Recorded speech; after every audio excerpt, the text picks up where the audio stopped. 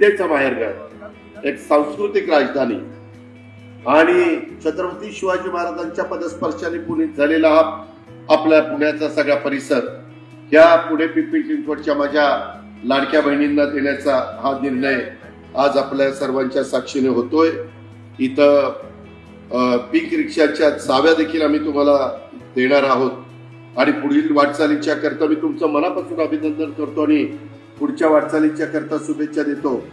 ही योजना केवळ pink E रिक्षा वितरणाची नाहीये, तर ही योजना आहे ती महिलांना एक ठोस अशा प्रकारचा प्रेरणादायी कार्यक्रम देण्याची, तुम्हाला आर्थिक सक्षम आणि सशक्तीकरण करण्याची, रोजगाराच्या संधी निर्माण करून आम्हाला आमच्या लाडक्या बहिणींना स्वयंपूर्ण करायचंय, त्यांचा आत्मविश्वासामध्ये आम्हाला भर घालण्याचं काम करायचंय, त्यांच्या सामाजिक स्थानाला आम्हाला बळकटी देण्याचं काम करायचंय। हे खरं तर आमच्या महिला व बाल विकास विभागाचं आणि आदितीचं आणि आमच्या सगळ्यांचं प्रमुख उद्दिष्ट आहे।